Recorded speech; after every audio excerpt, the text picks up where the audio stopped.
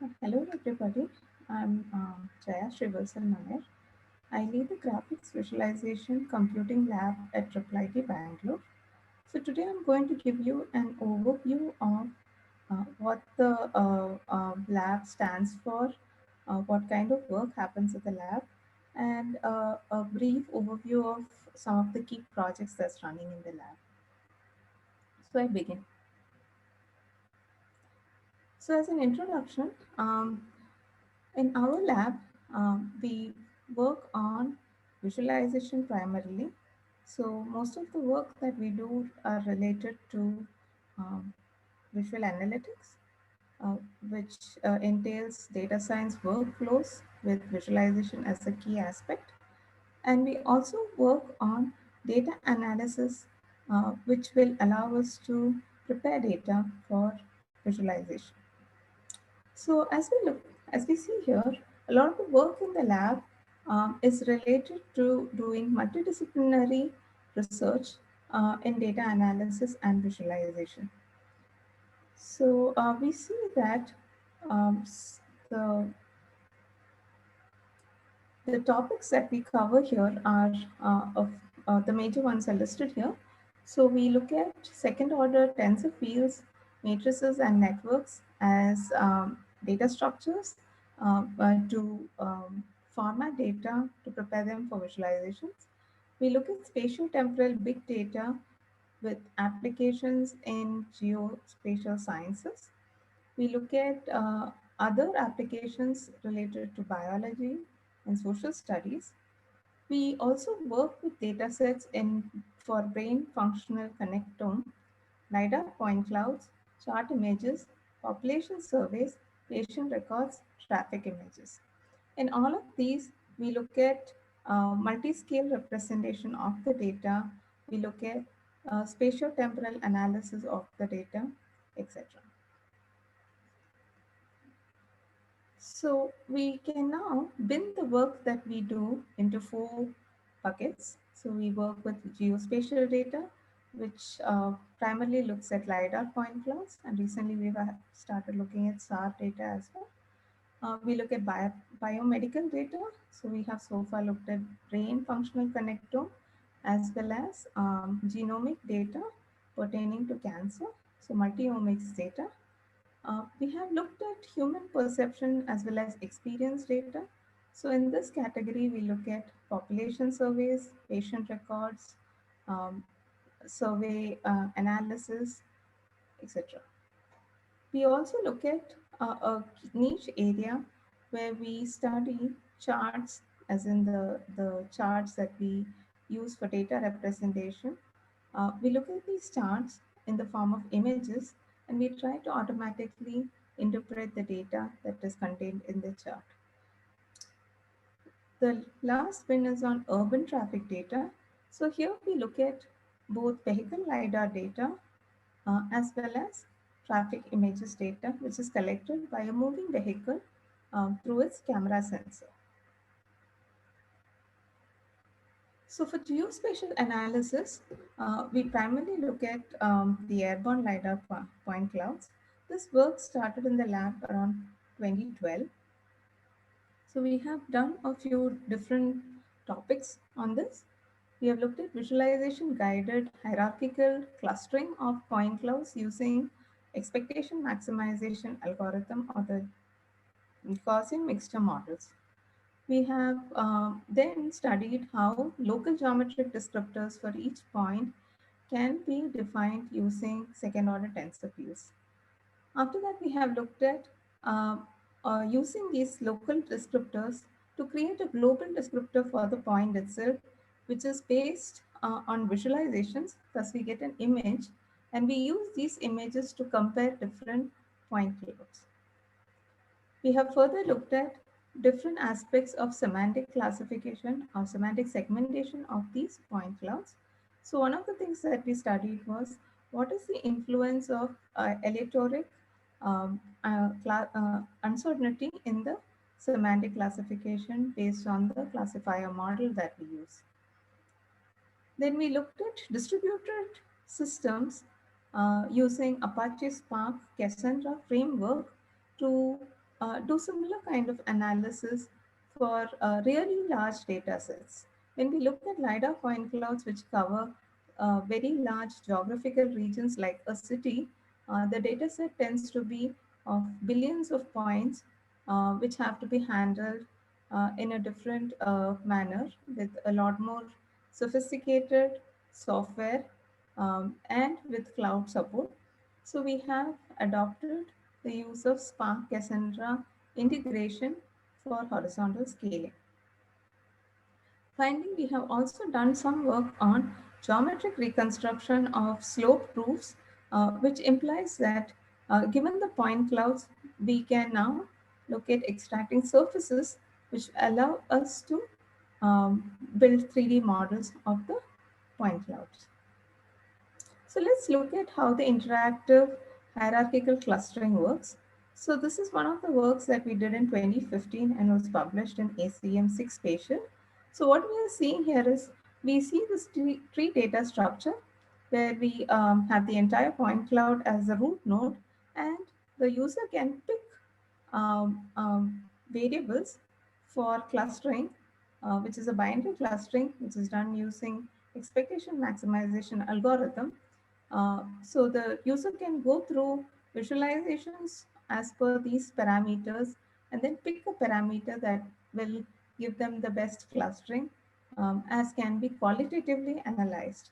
So as we go down the tree, like we see here, uh, for every level, we start seeing that the point cloud gets clustered again and again.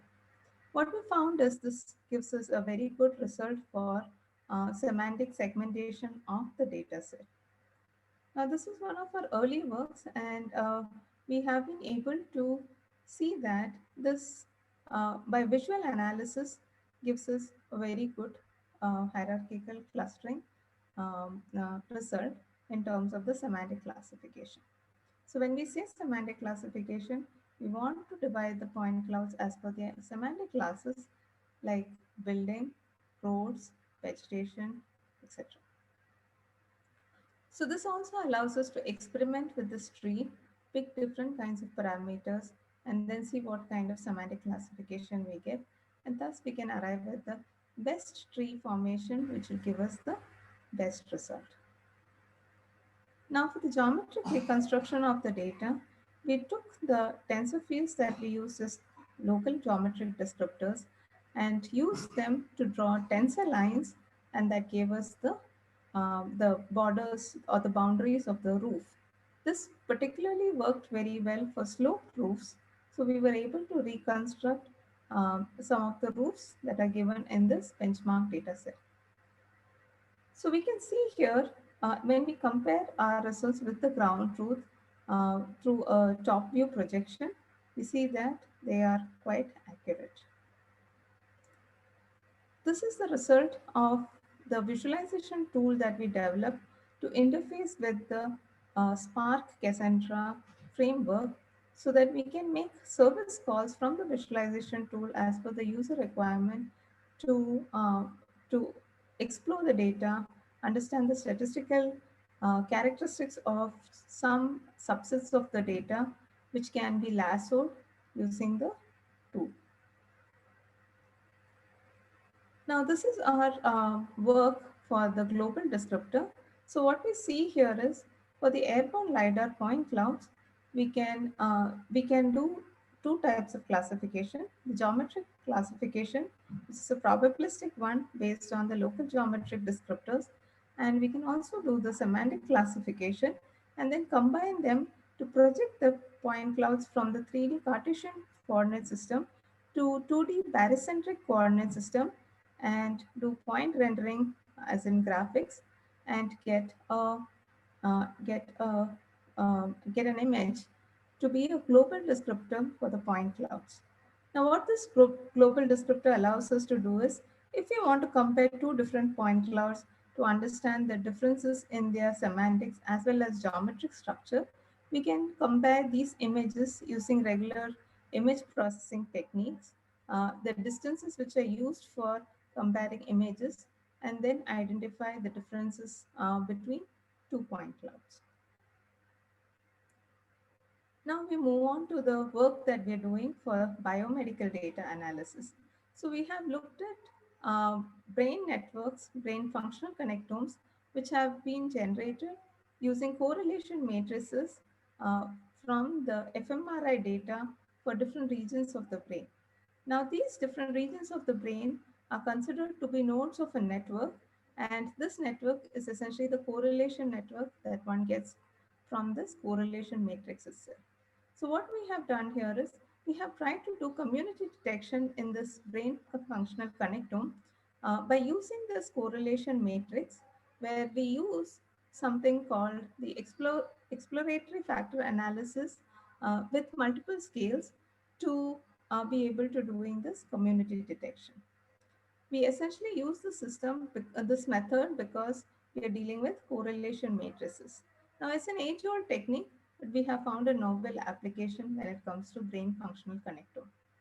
The second work that we have done is we have taken the cancer genomic data from the Cancer Genomic Atlas (TCGA). We have looked at two different genomic data layers features. Sorry, the DNA methylation and mRNA. We have constructed correlation networks for these different features and then done a multi-layer network analysis for finding important significant subspace so that we don't have to work with really large number of genes, but we identify the very few significant genes that will allow us to predict the subtype of the cancer. So here we see the community detection done in the brain functional connectome. So we can see that using our method, we have been able to find 5 different communities, and these communities match with the biologically significant modules that are found in the brain based on the functionalities. So we see that our results are very much in line with the biological significance.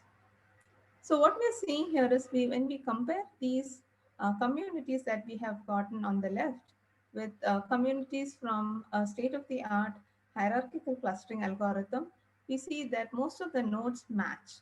This is using a Sanger diagram. Now, when we also look at just a single scale where we do this same analysis by increasing the scale value. When we say scale value, we are talking about the number of factors we are looking at for the exploratory factor analysis. So suppose we start with 5 factors and then we move on to 6 factors, then 7 and 8. What we see is the communities that get generated actually start showing hierarchical clustering. Now, this hierarchical clustering is also seen in the brain, which is known as a hierarchical segregation of the functional connectome. Now we are looking at the multi-omics data. So we have two genomic features, mainly the mRNA and the DNA methylation. And what we have done here is we have taken the regression model to combine these two genomic features and identify a correlation matrix. Now we get a partial correlation matrix which serves as one layer. Then we take the DNA methylation as a second layer, and thus we have two different layers for two different genomic features. And both of these layers contain correlation values. Now, once we have this, we start ranking these genes based on several criteria, and then we do gene pair ranking after we are done with the combination of the layers and including the interlayer connections, which again we take a correlation value. Once we do this and we do another round of gene pair ranking, we get the subspace. Now, what we have found is this subspace is significant to be used for for um, um, for again clustering. This clustering is done using network fusion. Now, when we do this clustering using network fusion, what we get is the clusters of patients belonging to certain cancer subtypes. So, thus, we can now use this gene sample space to identify which patients have what type of cancer subtype. Now we move on to the next set of projects that we are doing on chart image interpretation. The idea here is that we all use charts for understanding statistics. We all use bar charts, scatter plots, pie charts, etc. But how do we have a machine interpret it automatically without the interference of a human being? Now you would ask, what is the use of such a thing? So we find that for the visually impaired users, some of these kind of technologies help in these kind of assistive technologies help in creating text summaries of charts, which allows them to consume this kind of artifact just like anybody else. So this is sort of the strong motivation behind our work. And we again start with the second order tensor fields, which are routinely used in images to identify edges.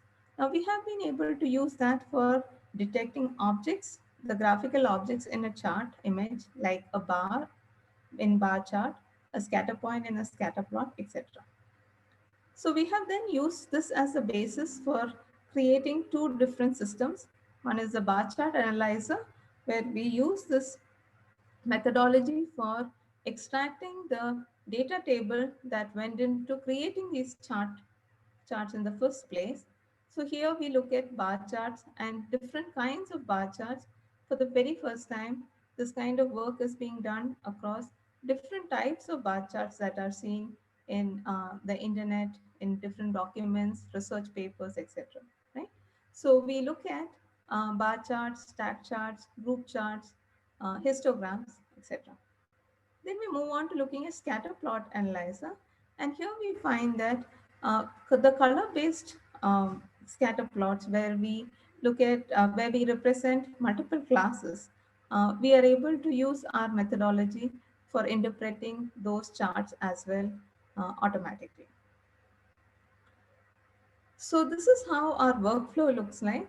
So we take the charts, we do a chart classification using a convolutional neural network to identify the kind of chart that can be studied in the system that we have. If it's a bar chart, we take it forward in our system. And first we do an image annotation, which could be done using a tool or which can be done even automatically now. With this, we extract the main area of the image where we have to extract the graphical objects from. Once we use the tensor fields to identify these graphical objects by first identifying the corners of the bars and then creating the contours and extracting the objects, we get the data in the pixel space. But that's not sufficient, right? We have to convert this into the data space. So for that, we need scales and units, which come from the text in the text in the chart. The text in the chart is then extracted using text detection and recognition method, which is largely done using the optical character recognition OCR systems. Now, the OCR systems that are used are deep learning models. So we used one such deep learning model called Craft, along with an STR framework, which allows us to adapt it to any kind of scenario. So once we have this text, which will allow us to identify the scale for the data that has been extracted in the pixel space, we are able to reconstruct the data table itself. Once we reconstruct the data table, we can either use it for finding a text summary, or we can use it for reconstructing the chart with high quality graphics, or we can also use that for redesigning the chart, because we can decide that, okay, instead of a grouped bar chart, a scatter plot may be a better choice. So these are some of the results that we find. So here we can see that the tensor field allows us to finding the corners of the bars, which is sufficient for us to reconstruct, for us to extract the bars. So once we extract the bars and once we do the text detection and the recognition, we are able to reconstruct the chart itself through the extracted data table. And then we are also able to generate a text summary, which is based on a template based sentence structure, which allows us to use a natural language generation model. So this is the work we have done with scatter plots. Like we can see here, we work with different kinds of scatter plots. Scatter plots can have scatter points of different shapes, different markers, not just circles, can be flower shaped geometric features. We can also have color to indicate multiple class, etc. And we see that our method faithfully reconstructs the chart with by ably extracting the data table. This figure shows us the details of how we use the tensor fields for extracting the features, the geometric objects. Is essentially the scatter points. What we see here is the strength of the critical point that we find in these tensor fields allows us to identifying line type features, which are the boundary of the scatter points, and we then find a cluster of point type features which are inside the scatter point, and with that we are able to find the centroid, which becomes the location of the scatter point itself. So we now move on to the next set of projects we have on population health surveys. Now we are doing two different things here. One is we are integrating multiple national level surveys so that we can do joint analysis of these surveys. We have applied this for a particular case study where we look at child malnutrition for under 5 children, under the age of 5.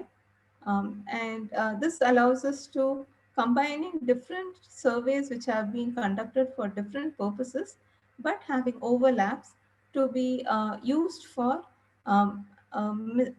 adding missing gaps, for adding data in the which are missing from either of the surveys. So this joint analysis is very useful for us, and with this we have been able to identify which regions in the country are high risk with respect to different parameters or variables which have been studied through both the surveys. We also do some work on identifying regions in the country where we have coexistence of different malnutrition conditions. So let's take a look at what it means to to integrate two population surveys. This is one such method where we have taken the distribution, the statistical distribution of a particular malnutrition condition like stunting based on its severity. So the distribution tells us if it's very severe, mildly severe, or not severe at all. And we have that kind of distribution from both the surveys. One is the NFHS survey, that is the National Family Health Survey. The other one is the Comprehensive Nutrition Survey, CNNS.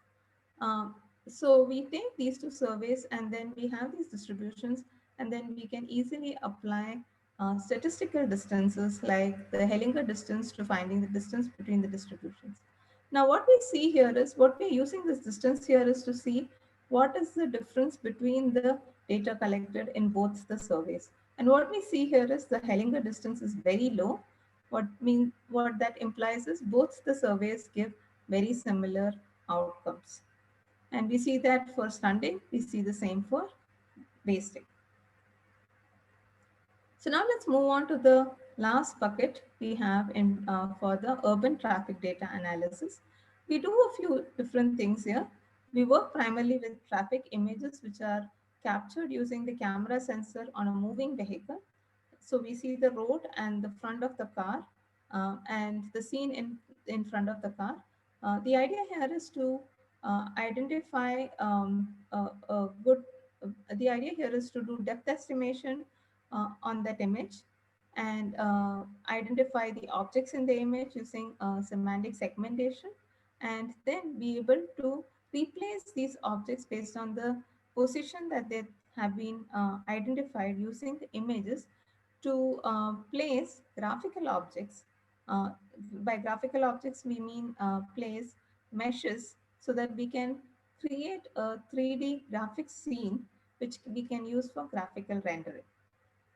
This is very good for us to generate, to develop games, and also create test videos of driving scenes, etc. The next two projects that we have is with respect to the automotive or vehicle LiDAR point clouds. So these are different from the airborne LiDAR point clouds that we talked about earlier. The airborne LiDAR point clouds capture the top view of a region, whereas the vehicle LiDAR captures 360 degrees view of the vehicle as the vehicle moves. So these, the characteristics of the data or the point clouds that have been collected are very different, and the kind of analysis that we have to do is also very different. So what we are trying to do here with the vehicle LiDAR point clouds is to, one, do geometric reconstruction of certain parts of the scene, and number two, to doing the semantic segmentation of the scene. Now we'll take a look at how we do the virtual reconstruction of 3D traffic scene from monocular images. So we take the monocular images. Here you can see a street with the perspective view. So we see that parallel lines along the road banks meet at the horizon at a vanishing point. So what we first do is we use a depth estimation model using a convolutional neural network, and we identify along with the semantic segments what the depth of each object in the scene is from with respect to the camera sensor or the car. Then we do the perspective inversion so that we are able to find the actual position of the object in the 3D scene. So for that, we use a direct linear transform method and inverse multiplication to identifying the positions in an orthographic view, starting with from a perspective view. Once we have all of these, that is, we have the 3D positions and the class labels, we can now find generic mesh models and replace them. So for this particular work, we have focused on the road, sidewalk, the cars, pedestrians and vegetation. So we have been able to reconstruct these, we have been able to place these mesh models in the scene and generate quite a realistic looking scene.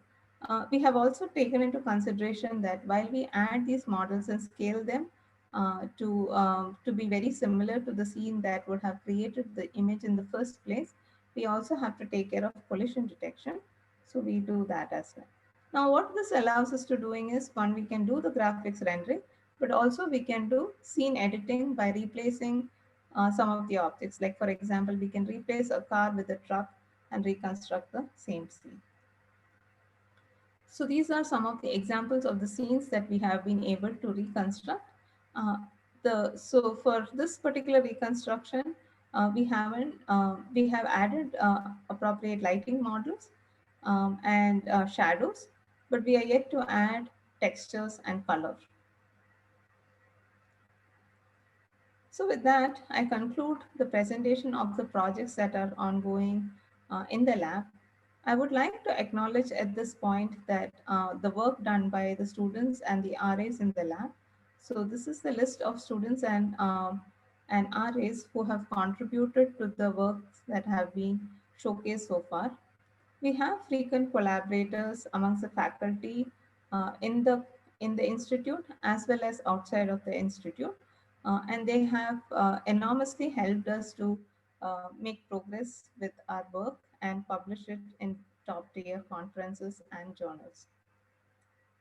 At this point, I would also like to acknowledge the funding that the lab has generously received from several funding agencies in the government as well as the industry. With that, I would like to thank you all for your kind attention. You can find us at our lab website, and that's all for today. Thank you.